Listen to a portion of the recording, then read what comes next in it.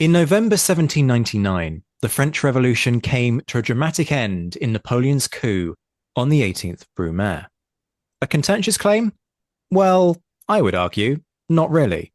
Napoleon himself said that the revolution had been betrayed much earlier than 1799, and the new system of government that followed, new legal systems, and the transition towards hereditary empire were all clear indicators that change was afoot. But to what extent did democracy die in the ashes of the Directory? Was the flame of representation extinguished by the rise of Bonaparte? Or was it actually safeguarded, preserving the principle so that it could resurge in the years after Napoleon's downfall?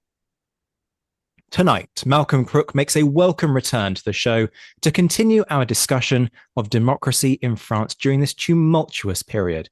We talk about those dodgy plebiscites, the wider electoral picture, and whether Napoleon was indeed a man of the revolution, the people, neither, or both. This is Napoleon's Democracy, Myth and Reality, up next on the Napoleonic Wars pod.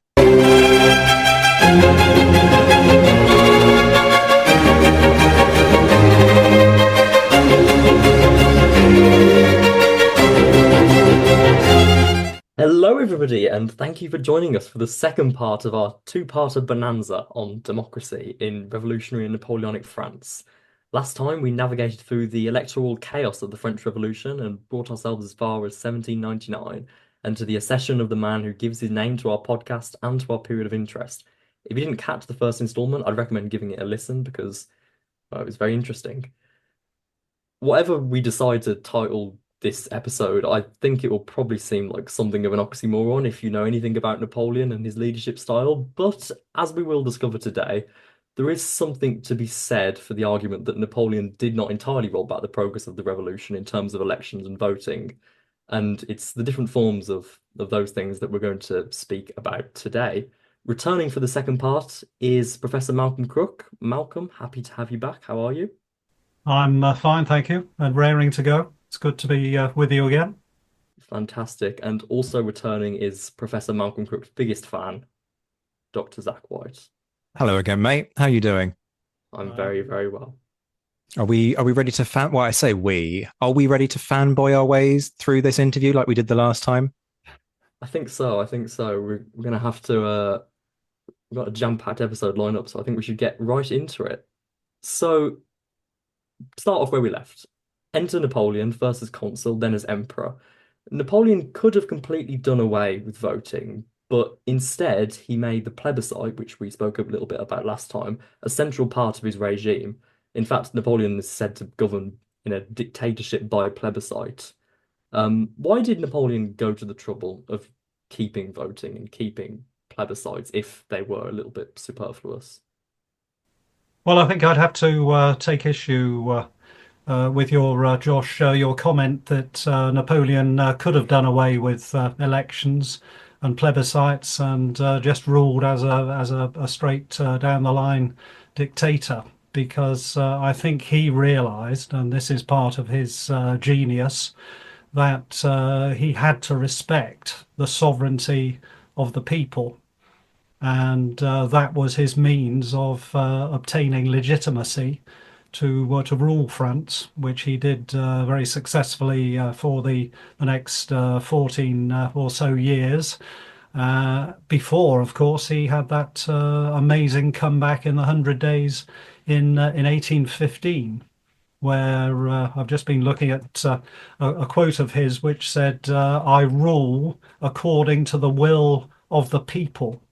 And that was his claim to return for a second time in 1815, as it was effectively in 1799 when he came to power. As I said last time, I was a bit unhappy about the use of the word democracy, because this isn't much used in the period. And I know that may sound pedantic, but I think it is important. But what the revolutionaries talked about was the sovereignty of the people. And the problem in the 1790s was how to make that operative, how to make that work. And of course, they had tremendous difficulties. but Napoleon inherited that issue. This was one of his challenges in taking over. How do I respect and rule according to the will of the people? And one way of doing that, which you've referred to, is by using plebiscites. Again, I would be pedantic and say they're not called plebiscites. That's a loaded word, I think, when we use it. We associate it with dictatorship.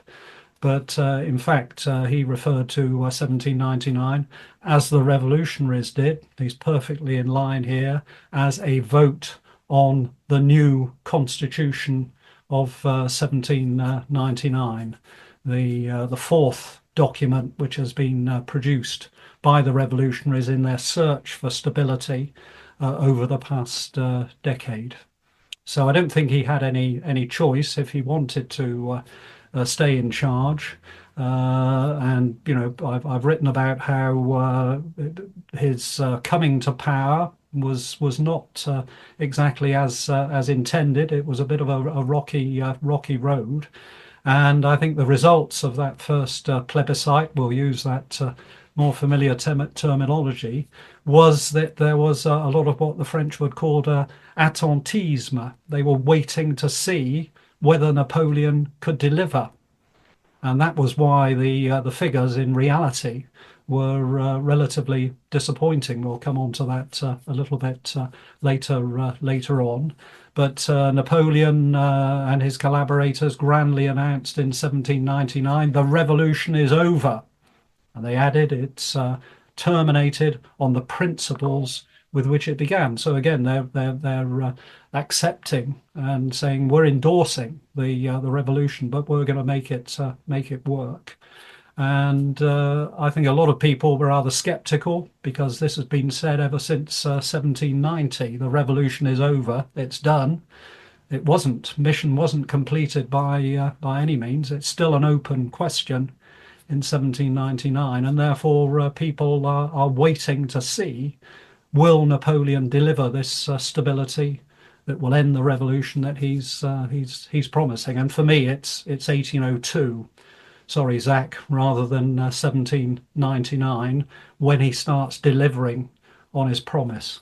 So just to kind of pursue that point a little bit further, it's one thing to say Napoleon followed the will of the people, but if he did follow the will of the people, and he did, as you say, kind of rely on these votes to legitimize his regime and to maintain his regime, which is what you're getting at, people must have taken them seriously, or at least thought there was a chance that uh, they weren't very unfair. So, can we talk for a little bit about kind of popular perception of these votes, and presumably what you think is that people did actually believe that Napoleon gained some sort of legitimacy from votes we would say in hindsight were not fair. Yep, but of course, this is how the revolution had done it in, as we discussed last time, in 1793 and 1795. They put two preceding constitutional proposals to a vote of the people, and they made those they made their system, their constitution, legitimate because both of them received, particularly in the case of 1793. Pretty overwhelming acceptance by the standards of turnout during the period. And Napoleon claims, or his regime claims, in fact, it's very much the work of his brother Lucien, who's Minister of the Interior. He's the one who fixes the figures and cooks the books. But you know, they were determined to show that Napoleon had the support of about half of the electorate of the time, about 3 million votes in favour, and that was what gave them their legitimacy to found the consulate. But of course, you know, there were lots of other issues to be resolved within that particular framework, and of course, initially, I'm sure our listeners are aware, Napoleon was only elected by that constitution for 10 years as consul. It's only in 1802 that he consolidates his position with another plebiscite by becoming consul for life. But this is with the will of the people. I mean, the problem is we see this today. We've seen it throughout history. Anybody can claim they represent the will of the people. That's what they do in a democratic age, isn't it? However dictatorial, however unrepresentative they are, they will claim we are ruling according to the will of the people. And Napoleon realizes that's how things have gone. You can't go back as Louis XVIII, the restored monarch in 1814. He says, "I'm king by the grace of God." Nobody was buying that anymore. The new political legitimacy is you represent the people, the will of the people, and Napoleon recognizes that and writes that into the heart of his system. So, I mean, Josh has immediately latched on to probably my favorite area of discussion when it comes to this, which is the plebiscites and what the what kind of ethical questions arise, what methodological questions arise from trying to work out the mindset of the French people, as well as the mindset of Napoleon and other officials in the French government. When we are looking at as you say, figures that have been cooked, that the books are cooked on this, and I love the way that you describe this in your various works. The things like just adding a naught on the end of a return, or there was a really petty one um, that I'm trying to remember the exact figures, but it was something like reducing the number of votes against from 18 down to 4, or something incredibly minuscule and insignificant in the grander scheme of things. So I've got two questions off the back of this. Well, I've got many questions off the back of this. Let's be honest. I could do a whole interview just on this. How does that help us to understand what the French people are thinking? I suppose is the first question. How do you sort of peel away the figures and the cooking of the figures in order to assess popular opinion, which is always very hard to get a handle on anyway? You sort of alluded to the fact that perhaps there's this period of, well, let's wait and see, and sort of that lukewarm nature. But this isn't something that happens just with the first plebiscite. There are these issues with all of the plebiscites. So I'm very interested, perhaps, if we just start with that. Tracking this through, what does it enable us to identify in terms of popular opinion within France and support for the Bonapartist regime, particularly when you consider that 1815, if memory serves, the turnout is the lowest of any of the plebiscites. Well, just to, I'm sure we'll come back to these figures, but in fact, I reckon that the turnout in 1815 was about the same as the real turnout in 1800. Roughly speaking, I've got the figures here somewhere, about 1.5 million in reality, in both cases, with very few votes against. That we don't need to really worry about them. They were I think 1,500, as opposed to a reality of 1.5 million in 1800. So there you can really discount those. The important thing is how many people have voted in favour. But I think Lucien Bonaparte, who later, of course, fell out with his brother, ended up. I don't know if you've ever done a session on him. I'd love to write a biography. He ended up living in Worcestershire. That's where he died, having married an English woman. Very much against Napoleon's will, who thought that he was, this is a bit later on, he's letting the family down by marrying a commoner and an English woman. But he ends up living in relative luxury in Worcestershire. But he's four square behind his brother. You probably know on the 18th of Brumaire, the day in the events of the coup, it's he who says to his brother, "Come on, get a grip. You're going back in there. You're going to face this down. We're not going to give up." So he plays a very important role at the beginning of the regime, which deserves greater recognition, I think. But he has. It appears that it's down to him that the figures are adopted, and it was a marvelous con, because literally it was only in 1972 that a French historian actually went through the registers, which you can still see in the Archives Nationales in Paris, and went through the tedious business of counting up all of the votes, and discovered there'd been this massive fraud, and essentially the votes in each department had been doubled to come out at about 3 million, whereas in fact it was about 1.5 million. So it took nearly 200 years for people to realise. If you look at any book that's published on Napoleon before the mid 1970s, it will still quote the 3 million figure as being authoritative, because nobody suspected.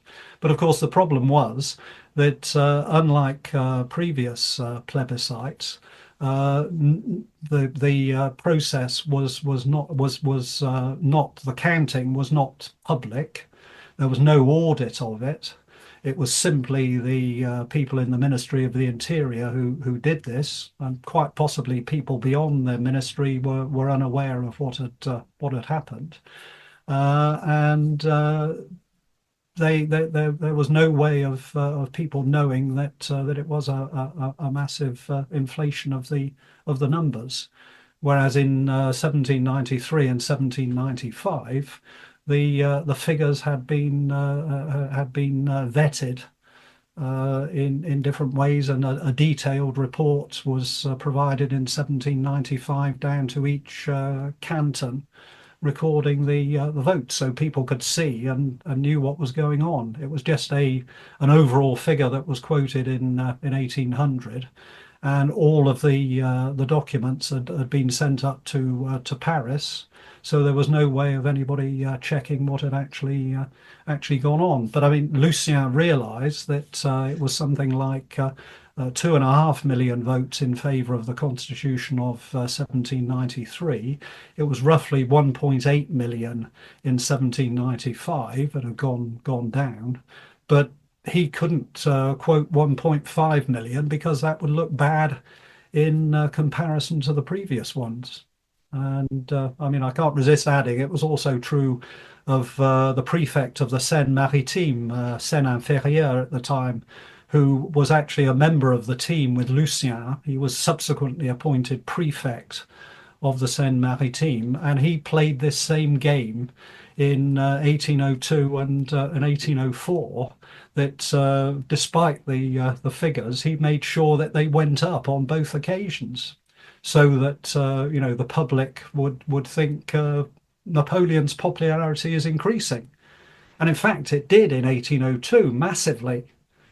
But this was masked by the fact that they'd inflated the figure in 1800.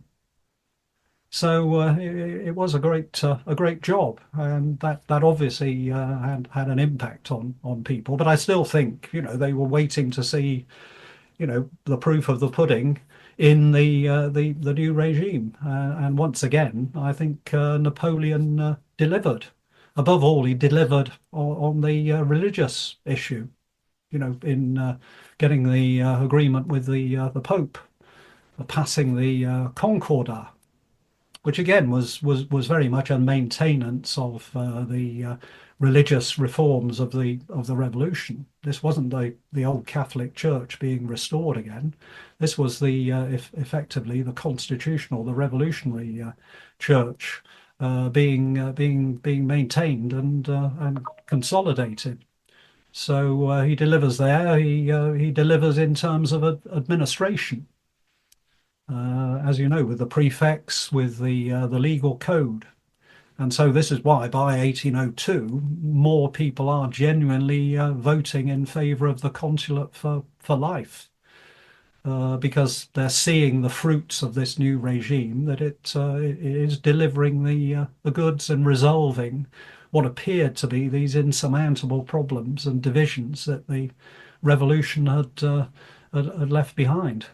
I'm going to surprise listeners of this show by agreeing with you in praise of Napoleon, because I have said consistently that certainly up until, for me, 1804, maybe you can make an argument as far as 1807, Napoleon's the man that France needs. And you've just put that far more eloquently than I could hope to. Um, because France fundamentally needs stability. It needs results. And that is what Napoleon does in those first few years of his rule. So I think a lot of our listeners have just fallen on the floor in shock that I've been positive on Napoleon. But I agree. And I've consistently said this, there is a window where Napoleon delivers for France. And that's the period where, had he stopped, for me, I'm not sure. We could debate endlessly whether or not it was necessary to go to the step of empire and fundamentally hereditary monarchy and all the rest of it. That's another series of episodes, quite frankly.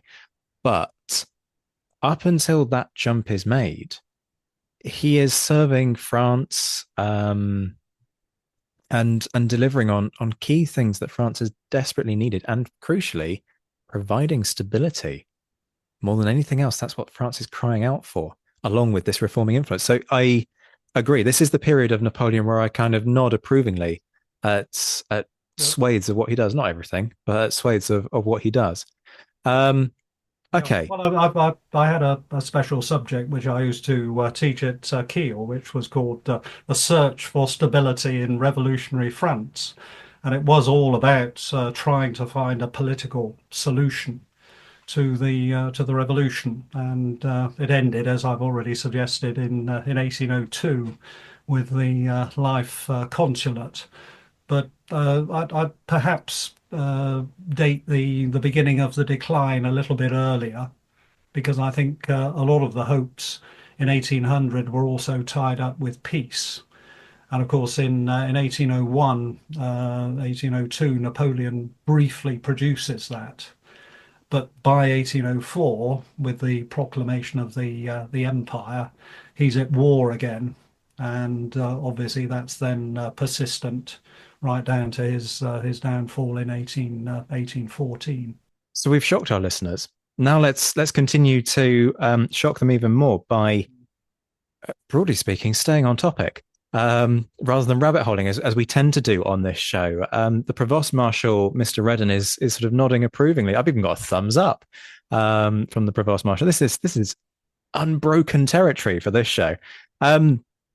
We very recently held a seminar session, essentially for some of our patrons, which we hold every couple of months, and it was built around your interview from last time and looking at questions of democracy. And the core issue that came out of it was this, what you alluded to in that opening of, really, this is about sovereignty and where does sovereignty reside, and just how complex that question is, and how many disparate perspectives there are in terms of where that sovereignty should lie. CA having one perspective and others another. And at the core of this is trying to understand within whom, I think, sovereignty resides, because you can turn around and say, well, sovereignty resides with the people, but it sort of doesn't.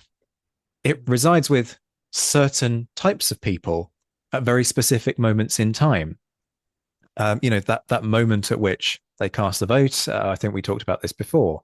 The comment that Britain is only a democracy fundamentally on election day, and then we're tied into a parliamentary system, and we have to wait to see that run its course. So, who has sovereignty, I guess, is perhaps a neater way of putting this under Napoleon. How many of these people utilize that opportunity to express that sovereignty, and why is sovereignty perhaps more restricted under Napoleon? I'm thinking particularly about sort of the rolling back of rights of women, and sort of people sort of having these conversations which are happening during the revolution of, should women vote? How do we feel about that? Do we really mean everybody has rights, or do we mean men have rights, or do we mean men of a particular class or a particular ethnicity have rights? Talk us through, I guess, the reality, but also the debates that are happening around that, because it's not as though, a decision is reached and everybody's happy with that. Mm. Well, just to make one of the points that I should have made in the previous session, catching up on that. I mean, the French Revolution even gave political rights to men of colour. And during the Directory, there were actually two black MPs sitting in the Council of 500 who were elected in Saint-Domingue, or Haiti, as it subsequently became. So, they even gave form. They abolished slavery in 1794, and freed slaves were then in a position to vote and to be elected to the French Parliament. Now, Napoleon, certainly he's recently obviously been taken to task by the fact that he re-established slavery in 1802, and you won't be surprised to know that's become a very hot topic historically in these post-colonial days. And indeed, I was recently came across the phrase the Haitian turn in French revolutionary studies, because so many people have been studying what was going on in that godforsaken place as it's become during the revolutionary period. But nonetheless, Napoleon, and this was one of your questions, does actually establish effectively for the first time one man, one vote under his regime.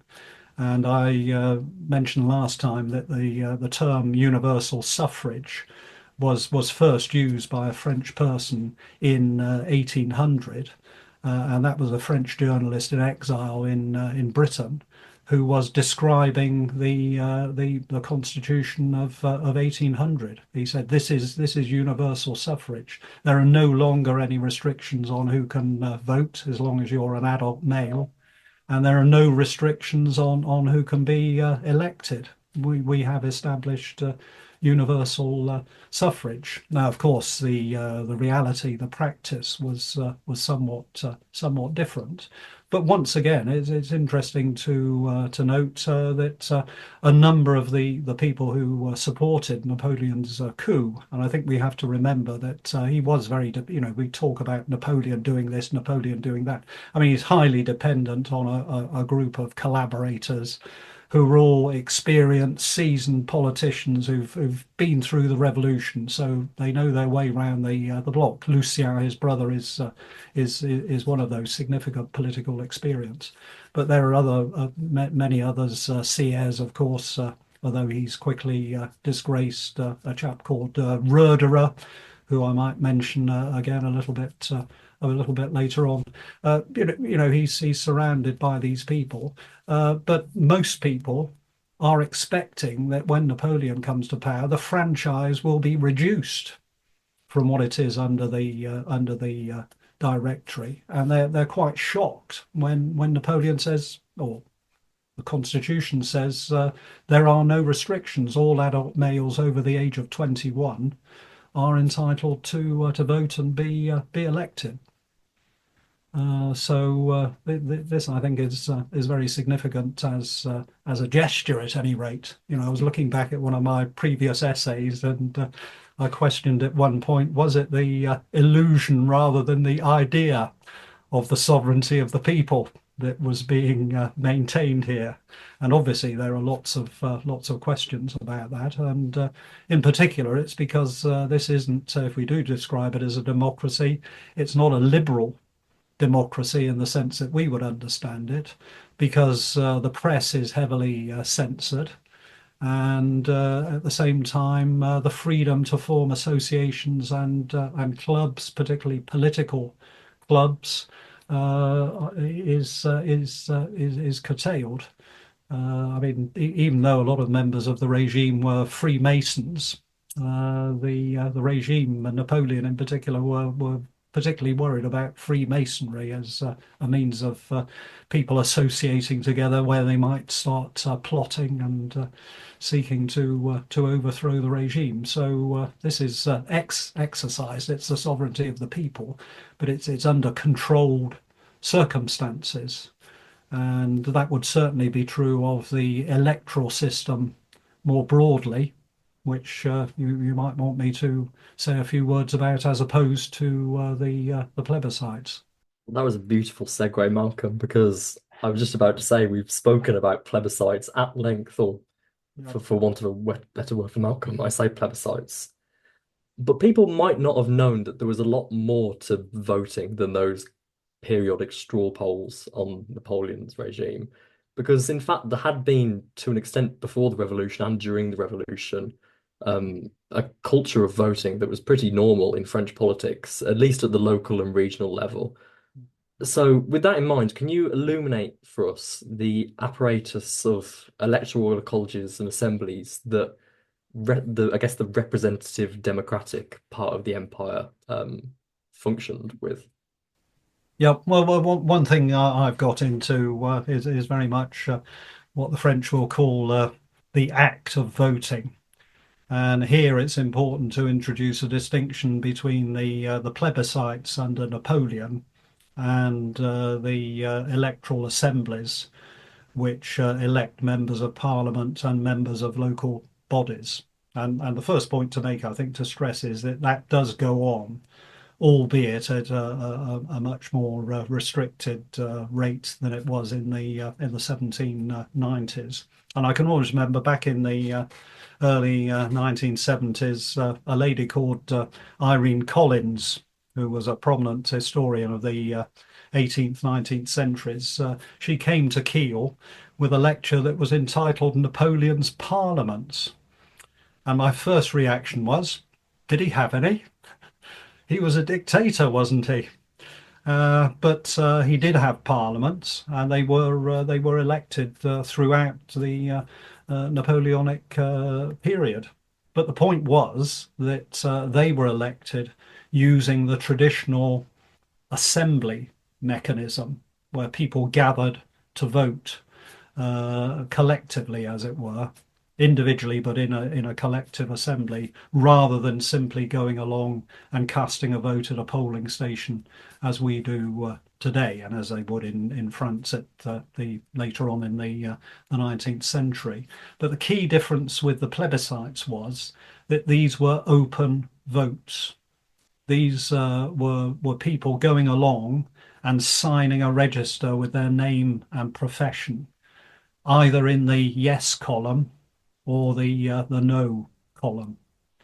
So that's the first thing. This perhaps is not surprising. There weren't too many negative votes because you actually had to sign up where other people, particularly the administration who were running the registers, where they could see what you were doing. Although having said that, a couple of cases I followed up of individuals who did vote no, not least in the beginning in 1800. They don't appear to have suffered any sanctions, as far as I could tell from my research. They continued to play a role, in fact, in public life, despite having voted no. Of course, straight away, this was a system that was open to abuse because what do you do about people who can't sign their name? Okay, well, and that's roughly half the adult males at the end of the 18th century in France are illiterate, so they can't sign. Well, you get somebody to write the name in for them. But of course, how do you know that that person whose name is being inserted has not been written in without their permission or their knowledge? There's no way of knowing. And in a lot of these registers, you see sort of 10 names at a time turning up with the same signature. The same hand has written them, but they're different names. So that was a problem with this. But of course, it also perhaps inclined people to vote yes, because if they wanted to be thought well of by the new regime, then they would vote affirmatively. However, one interesting for me little thing to add is that some of them, and in some of the registers, there was a third column where they could write comments, actually qualified or amplified their verdict. And that, in fact, leads on to another of the questions you put to me about how we can gauge something of public opinion by looking at the results of these very unsatisfactory in many ways and unreliable plebiscites. Because there are comments now. Clearly, it was only people who could write, so we're only talking about the more upper levels of society. But apart from the figures and the regional variations, I think I would argue that a careful reading of these comments that were added in some cases, perhaps 5% of the voters added a comment on the plebiscite registers. That gives us some interesting insight into what at least a small minority of people were thinking. And I can give you some examples later on if you wish. This is the point where Josh and I fight for the mic, because my inclination is no, don't give us those in a minute, give them to us now. But Josh, have you got anything you want to um, say in relation to that before we do go back down the plebiscite rabbit hole? Yeah, I've just been arrested by that kind of promise of what you talk about in terms of the comments and qualifying and amplifying the vote. It sounds like a historian's dream, and perhaps if there were historians of the 2020s looking back, they'll be disappointed that we didn't get a column in our on our ballots for qualifying our own votes and the logic behind them. Well, if I could just cut in and say that the French are very keen at scribbling on their ballot papers, and it's difficult to tell from this period, but certainly later on, somewhat ironically, the ballot papers that were spoiled by these annotations were actually retained by the administration. The rest were the legitimate ballot papers were destroyed. The illegitimate ones were retained. So I've spent many a happy hour trawling through for the comments that have been made on these things, and so it was a tradition. I think it arose. My explanation is that because of this assembly method that the French kept from their traditional practice, people didn't dissociate discussion and voting. And if you think about it, it's something that we still associate. If you go to an AGM of a society or a union or whatever, there is discussion and then people vote. And this was so in a sense, it's not odd at all that the French were used to doing that. And I think in something like the plebiscite, where they were denied the possibility of getting together as they had done in assemblies in 1793 and 1795, then they wanted an outlet to make comments. And that's something which, has been sustained in French electoral culture ever since. That they will willingly write on their ballot papers. Now, interesting, it's starting to happen over here, and people are doing that over here these days, but not to the extent that the French regularly do, and not least because over here your ballot paper will still be accepted even if you've scribbled a nasty, even a rude comment on it. But in France, if you mark your ballot paper, it is automatically disqualified. So people are in France. This is what amazes me. I think it was something like 3 million people in the presidential elections of 2017 in France. 3 million people deliberately spoiled their ballot papers. So they went to the trouble of voting, knowing that their vote would be discounted. So it's a well-established Gallic tradition, this, but a fascinating one. This interjection, it actually uncovers a very felicitous rabbit hole, which I'm sure Zach will forgive me for Resist it. exactly, but Zach will hopefully forgive me for opening this one up. I mean, if I objected at this point, the hypocrisy would be so extreme that it would rip a hole in the fabric of this podcast. So go for it. I mean, it's a broad scope of a question, but you say you've spent hours pouring through French spoiled ballots from the Napoleonic period. What kind of things were people spoiling the ballots with? I mean, how creative were they getting? Oh well, they did drawings and cartoons as well as just writing comments. So I mean, they range from the very banal of "I don't wish to vote for this person," which is a bit futile, really, isn't it? To actually saying I am not voting for this person because he's a philanderer, or because I hate his politics, or whatever. And the particularly interesting ones are the ones actually under the Second Empire of Louis Napoleon, and in his plebiscites. And there really are some quite sophisticated political comments on the ballot paper there, showing people's learning, showing off a bit, and sort of saying Napoleon III has buried the corpse of the Second Republic, and quite flowery comments of this sort. So, but equally people commenting on how they feel about the cost of living, or the price of bread, or the conduct of politicians in general, and so on. So it is quite a fascinating area, which I have published on. It sounds fascinating. And there's some So examples in the book, I should add. Not that I'm trying to flog the book, but there That is are a nice some little plug examples. there. There's some illustrations in the book of these ballot papers. Go on, Josh, do the plug for the book. No, no. it's available, Oxford University Press, published in 2021, I believe. I must Anyway, say, actually, so get back to good old Napoleon. oh no, no, we'll get there in a minute. But I will say actually that we have had some of our so we get a lot of feedback from our patrons, as folks can probably imagine. PS folks, if you want to join us as a patron, £2 a month, go to patreon.com/Napoleon Wars pod. There you go. Two plugs in the space of as many minutes. Shameless. Indeed, indeed. Uh, but folks who do feedback to us regularly, a couple of them have indeed gone on board the book and already started reading it, bearing in mind that we only recorded the first installment of this a couple of weeks before we're recording this installment. Obviously, dates of distribution end up varying for people who tune in. And there's been a lot of interest in this, and the way that it sort of charts through time, not just looking at the Napoleonic stuff, but also kind of going much further.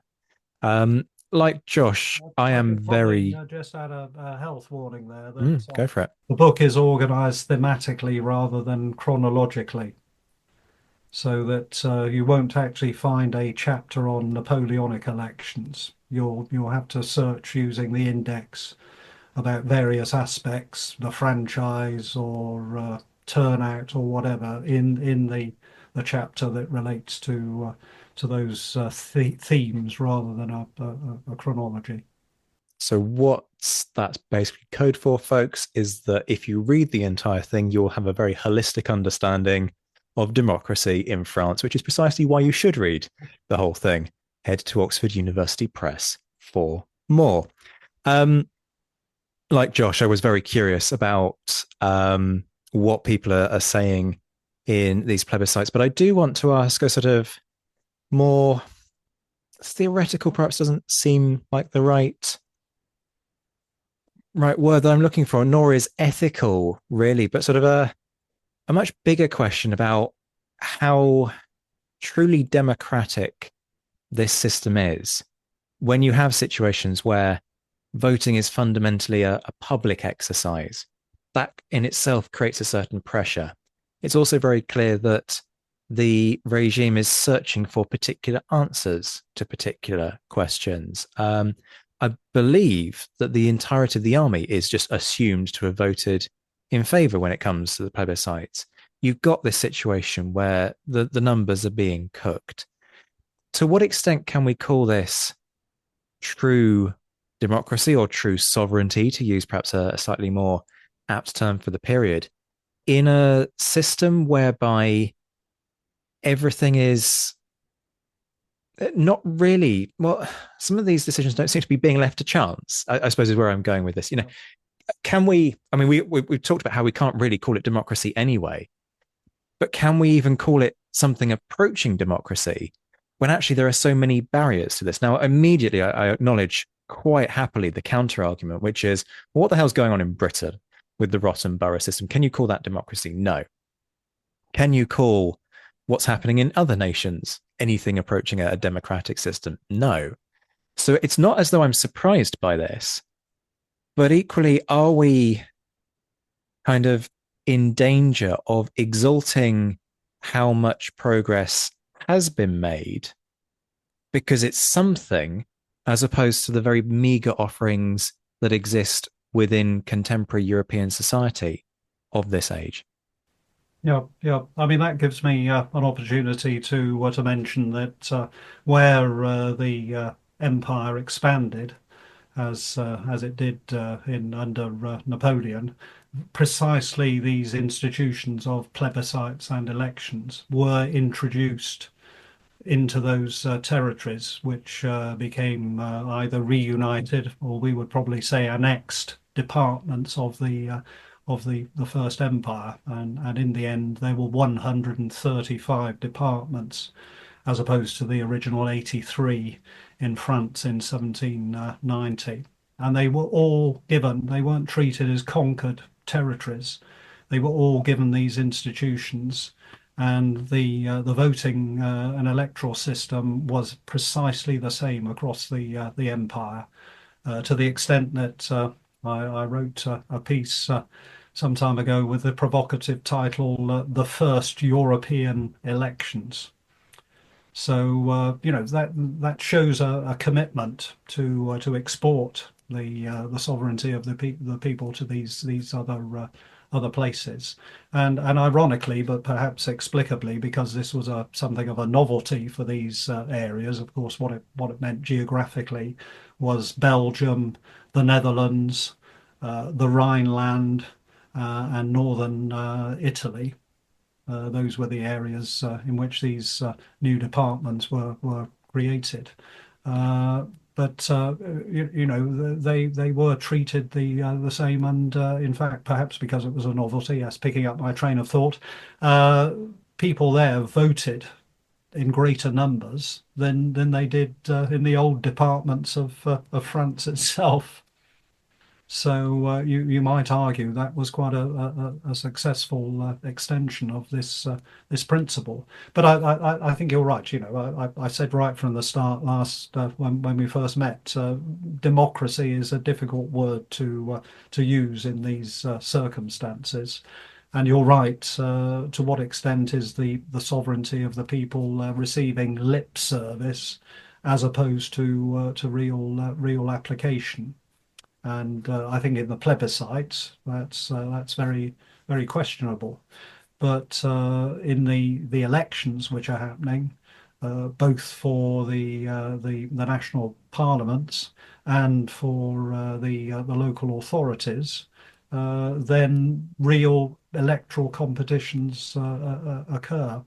And as far as I can tell, the way the process was conducted was pretty regular and legitimate. There were, of course, complaints about fraud and intimidation and corruption and so on, but they would characterize the rest of the 19th century.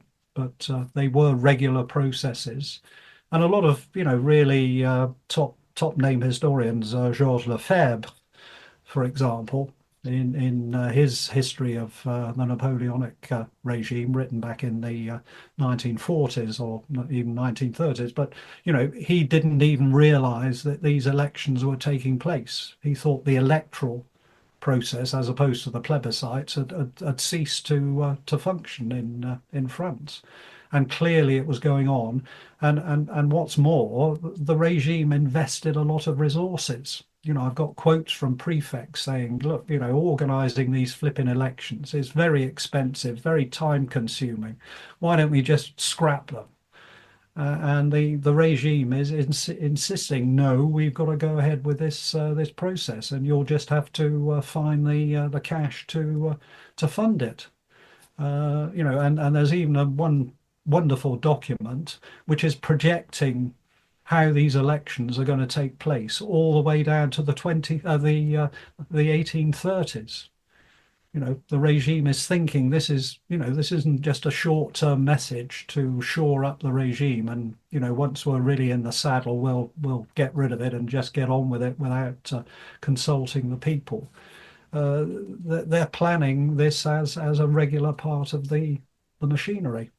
And I think all of this has changed my view about the Napoleon the Napoleonic regime in this regard. It's really setting it in the wider context of a general apprenticeship in voting in France from 1789 onwards. You speak of these elections and votes as regular and legitimate, and I guess the picture you paint is that France was remarkably ahead of its time, really, in this period. So we've spoken about the why of that is, and we'll park that. But the question of the how is just as important, really, because we spoke about this a little bit last time. But in terms of the logistics of these elections, I mean, the scale of these votes that we're talking about, millions of people, is quite astounding, really. How does the Napoleonic state, and I guess it's easier for them than the revolutionary state, but still, how does the Napoleonic state go about holding an election in which millions of people can vote in a roughly standardized system, and then bring all those votes together, count them, and then even at the end of all of that, go through the extra kind of logistical process of manipulating those votes? I mean, can you walk us through how an early 19th century state was able to achieve that? Yeah, yeah. Well, I mean, I think it is a staggering achievement because of the numbers involved. In Britain, you're probably talking about a quarter of a million voters at this point in time. So organising that for that number of perhaps 2 million people are voting. That's only a third of the electorate, but nonetheless, it's still 2 million individuals are going to vote. A few less, perhaps, for some of the plebiscites. But that and remember, the other important thing is this is during a time of war for the most part. That's probably why one of the reasons why the 1802 plebiscite was the best turnout, because it was during a period of peace. But think of the circumstances in 1815 during the Hundred Days, April 1815. You're holding a vote. You're holding elections as well in the chaos of the Hundred Days. So it's amazing they sought to do it, and they also achieved it for the most part. But I mean, basically, what they're doing is every year the mayor of the commune draws up a list of those who have the vote. And then the elections are called. They're called using posters. I've seen plenty of copies of posters saying, the electoral assembly is happening at such and such a place on such and such a date. All quite modern stuff. They go along to the polling place, and the important thing for the credibility of these elections, I think, is that they no longer under Napoleon elect the presiding official. That is an important change. Napoleon, or the regime, appoints the person who's chairing these election assemblies, but it's still the right of the assembly to elect its own secretary and the people who are going to count the votes, the scrutineers or the tellers, we would probably call them. Now that, I think, guarantees a certain amount of independence, and the results are declared after the vote has been taken and the votes have been counted. So people have got an idea about what's going on. If the ballot box has been stuffed, then they probably got a pretty good idea. There might be 200, 300 people in this assembly. If the ballot box has been stuffed and it sounds unrealistic, then people complain, and they have to do the counting again.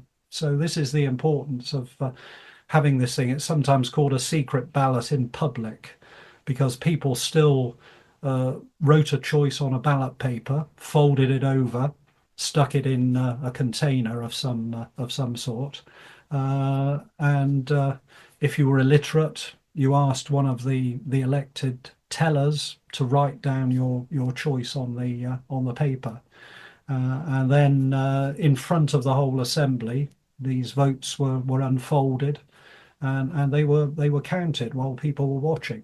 So there was a pretty good chance that the outcome was accurate. So that's actually how it happened. So it's a secret ballot. You write it down away from the on a table that's set up at the side of the assembly. Uh, you walk over there and write your ballot paper, and then you take it up to the table of the presiding officials and pop it in a box of some sort. So it's a secret ballot. It's a written ballot, but it's also one that's cast in public and counted in public, and that's particularly important because, of course, as I've already said, that doesn't happen with the plebiscites. People sign the registers, the administration takes them away, and then the counting is done behind closed doors, and then it's manipulated perhaps behind the closed doors of the ministry in Paris. So this is a fairly sort of secure system which they're operating, and amazingly mature for the period. This is the first decade of the 19th century, where most places don't have elections at all, or only at the very local level, or if they do, as in the case of Britain, they are open elections with no degree of secrecy and a very small electorate. Some remarkable logistics to speak of there. And then in 1815, which is obviously the cut-off point of our podcast, Napoleon is no more and the Bourbons are back on the throne. But you're a historian of France more broadly, and your book, as you've said, takes French voting throughout the modern period and right up to the present day. So, with that in mind, let's ask a contextual question. What's the outlook for, and sorry, I'm going to use the anachronistic word democracy at the end of the Napoleonic regime? And I suppose, what, if any, of the democratic systems in established in the two episodes that we've talked now during, how far are those democratic systems going to survive into the Restoration and beyond? And I asked a similar question, if I remember, at the end of last episode, but Yeah. have the French learned anything? I take it yes. Well, I better start by introducing one or two caveats at this point, because although I said at the beginning of the regime, according to the Constitution of 1800, everybody could vote and anybody could be elected to any office. In fact, there is some rowing back on this in the so-called Constitution of 1802, which establishes the consulate for life, not in terms of the basic franchise, but in terms of qualifications to be elected. And a two-stage electoral process is reintroduced, which has additional qualifications for those who sit in the second level, where the important choices are made. But then again, that was the system that was employed during the revolution, and it was, of course, an attempt, which was also true of the revolution, to ensure that the sort of people who were actually making the really important choices to the national level for the Senate and the legislative body, that they were wealthy, educated people. And the French had already got out of their idealism by the end of the 1790s. A guy called Boissy d'Anglas made a celebrated speech regarding the 1795 Constitution, when people were criticizing him for the proposal to reintroduce additional qualifications at the secondary level of the electoral process in the electoral colleges. And he said, we must be ruled by the best. And where do you find the best? generally speaking, among the most wealthy and the most educated people. He said, we've tried opening it up to everyone, and it doesn't work. We've got to be realistic. We're in a very unequal society. Half the people can't even write and read. Uh, we have to be realistic about the possibilities. So you can still have a very broad electorate at the bottom level, which will have some responsibilities for electing town councillors and, very importantly, justices of the peace. That's another rabbit hole I'd like to go down, but I'll spare you. But when it comes to these important choices, we need to leave that to electoral colleges, where it's people who come to be known as the notables, the notables, are the people who will be elected there by the people, but they'll be elected there, and they will make the real choices. And they're also the people who turn out. The turnout in these second degree electoral colleges is 70, 80, 90%.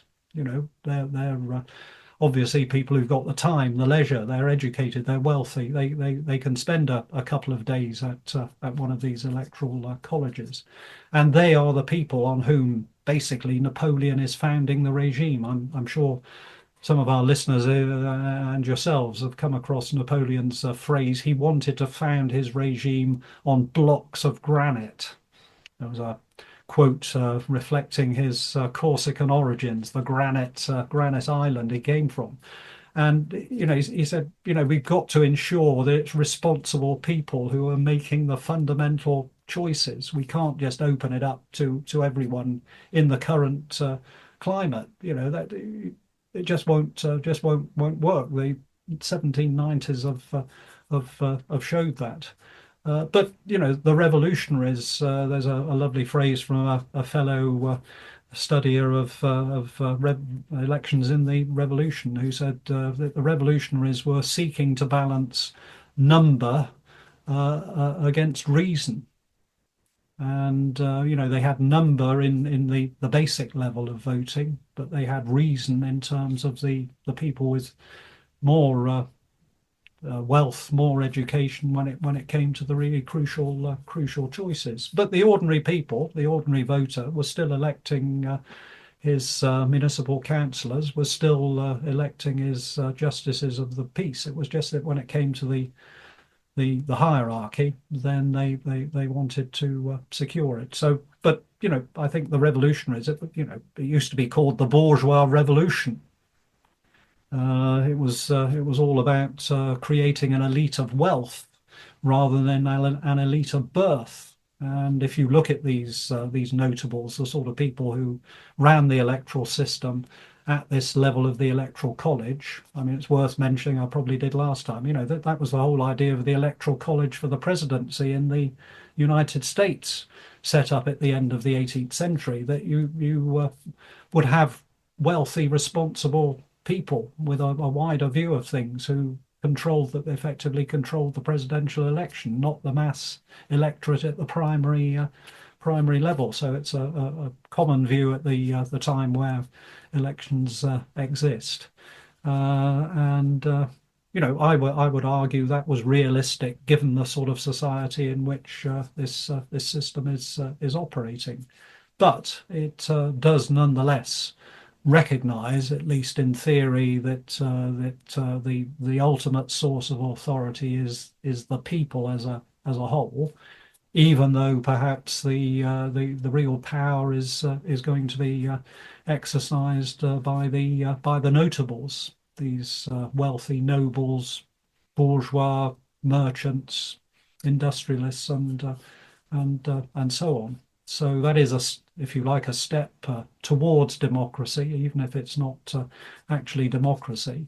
And you can argue, and again, this is something else we might have gone on to before, that any sort of representative democratic system, and that's the key thing, I think. Modern democracy is representative. The people aren't playing a day-to-day role in running the system. And you can argue that if you have any kind of representative system, it's going to create some kind of elite, some kind of aristocracy. And this is a current debate over here, isn't it? The members of parliament are out of touch because they're not the people. They're people who've lived in a bubble. A lot of them have always been in politics. You know, somebody was saying to dear old Keir Starmer the other day, you know, is there any point in your life when you were hungry, when you couldn't afford food? And of course, he had to say no. You know, and this is a problem, I think, more generally with a representative system, that you're going to end up with people who aren't, as representative as they claim to be. And of course, there's also the other problem: if you didn't actually vote for them, how can they actually be representing you? But don't let's get on to that more sort of philosophical issue. But I think, sorry, you want me to finish and say what sort of legacy have you got here? Well, I think in the short term, there is a great setback because Napoleon's unsuccessful in his bid to be a man of the people again in 1815. Although again, it's not the people who bring him down; it's the armies of the coalition. So Napoleon is never voted out of office. He's never brought down by his own people. He's brought down by outside forces. But the Bourbons, having returned and then ignominiously fled in 1814, come back again later on in 1815 after the Hundred Days, and they radically restrict the franchise. And in terms of elections to a national chamber of deputies, there are less than 100,000 people who are now eligible to vote, and nobody else has a vote on anything local or national. So this is that's an even smaller electorate than you have across the Channel in Britain at the same time. So there is this great setback, but then the process of recovering popular sovereignty begins again in 1830 to a limited extent with the July monarchy, and then to a full extent with the Second Republic of 1848, which is a fully democratic regime in the sense of adult suffrage. And very important, I'd like to emphasize, is the Napoleonic heritage in the Second Empire, which is very much a retake of Napoleon's regime. Is even more democratic, I would argue, than the uncle on the part of the nephew, who has a similar obsession with figures in plebiscites. And in his third plebiscite of 1870, this is the quote he makes. He says, I've found my number again, because 7 minutes, he got a good turnout in 1851, dropped in 1852 when he became emperor.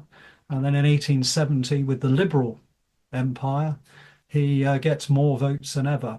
And so you can argue that Napoleon III is more popular, more liberal, when he also is brought down by outside forces. So there is this very profound sort of democratic Bonapartist tradition, as well as the Republican one in 19th century France. And I think that's a testimony to the Napoleonic regime, that it does have this very important afterlife, which hasn't been recognised by historians to the extent it should, because of course most historians in France are firmly in the Republican tradition.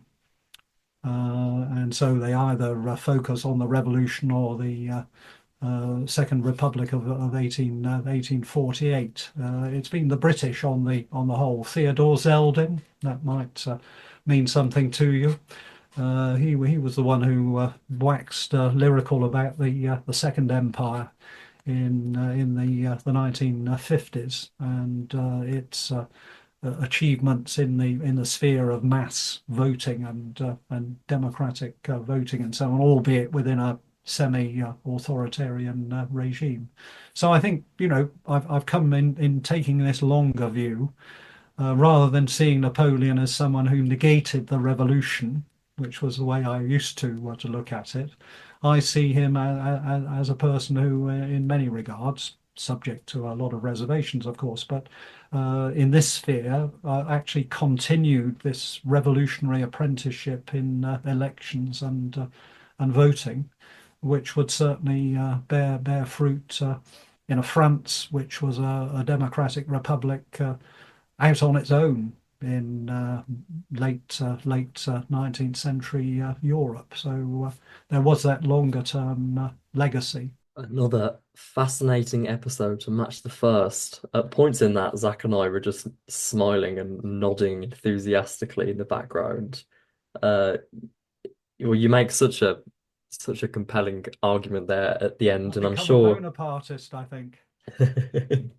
Well, I mean, I'm interestingly, my views on dear old General de Gaulle have evolved somewhat. And of course, when he came to power, he was accused in 1958. That was the accusation from the left that he was a Bonapartist, and he revived the system of referenda after under the Fifth Republic. They were called referendums by this time, and of course also the notion of the strong president or the strong political leader.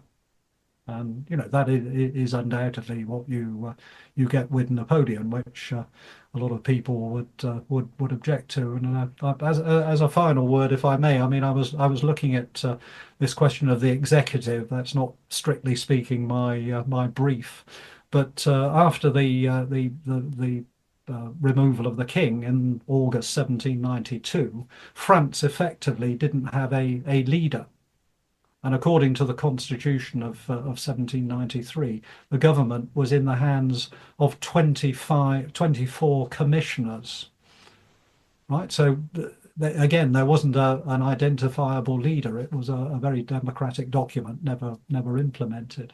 But then the French started going back, and they had 5 directors in 1795, and then they had 3 consuls in 1800, and then they had 1 emperor in 1804.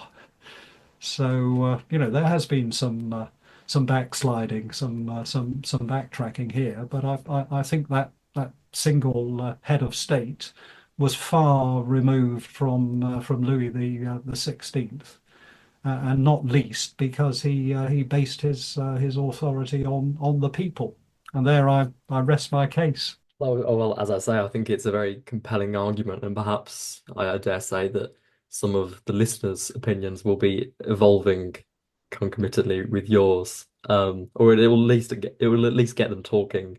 And if you think that's interesting, and along with Malcolm's commentary on de Gaulle and all aspects of French voting, please do, for the last time, check out Malcolm Crook's brilliant book, How the French Learned to Vote, on the Oxford University Press website. Malcolm, thank you for being here with us. I've been delighted to be with you, and it's made me think about these topics again, and that's always a good thing. I've certainly had to reflect hard, and I hope that your listeners have appreciated that process. I'm sure they will. So from me and Zach, goodbye and have a good one. Hello again, folks. As the festive season approaches, why not spread the festive cheer in one of a few ways? Firstly, reviews. Most of you probably listen to this when you're in the car, so can't do anything when you hear our pleas to leave a review. If you're listening to this at home during the festive season, though, there's a chance that you can reach straight for your phone. So head to Apple Podcasts, leave a review and a comment. It costs you nothing. But if every single one of the 2,000 people tuning in each week did it, we'd be one of the top-rated shows in Europe. Please, if you appreciate the free content, give us 30 seconds in exchange for the hundreds of hours of material we give you. Looking for a Christmas gift? Got Christmas money to burn? Head over to the Napoleonic Wars pod shop on Printify, we'll put a link below, and get your hands on the Now Napoleon Assists, Now's Your Time mug, the Secretary at Home t-shirts, and a host of other merch. Want a personalised hoodie? We can provide that. Get in touch with us at napwarspod@gmail.com. You have a Napoleon assist in your life? Are they gagging for access to our socials, our online course, or exclusive behind-the-scenes access to our interviews? Well, you can now gift a Patreon membership to the show. Head to patreon.com/the Napoleonic Wars pod to find out more. Prices start from £2 a month, and excitingly, we are doing a Patreon giveaway. Anyone who is a member of our Exploring Officers, Mentioned in Dispatches, or Admirals tiers on Patreon on the 21st of December 2024 will automatically be entered into a prize draw. The winning 3 will be given free access to the full Legion to Scholar experience for the month of January, from the online course to the behind-the-scenes access to interviews and the Meet the Author experience. To enter, just be signed up as an Exploring Officer, Mentioned in Dispatches, or Admiral Patron by the 21st of December 2024, and if you win, we'll let you know in time for Christmas.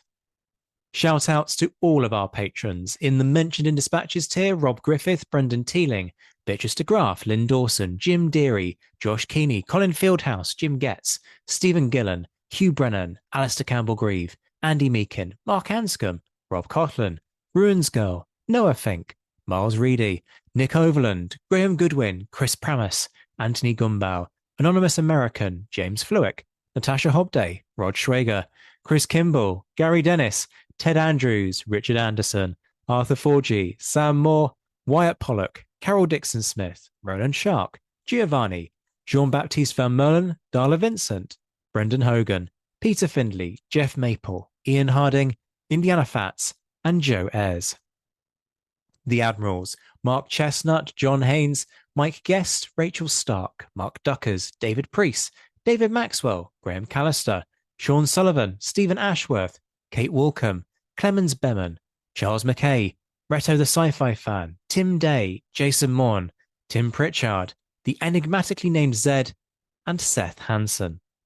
The Chiefs of Staff, Adam Coslin, the Marshals, Ryan Diamond and JC Kaiser, the Legion to Scholars, Dan Hazelwood and Bob Burnham, and in the Crown Yourself tier, Emperor of the First French Empire Todd Campbell and the Duke of Wellington, Laird Campbell. We'll be back very soon, but until then, this has been the Napoleonic Wars Pod. Merry Christmas, my friends. On behalf of myself, Liam, Luke and Josh, take care of yourselves. Have a great festive break. Stay well, enjoy the mulled wine, and as always, thank you for listening.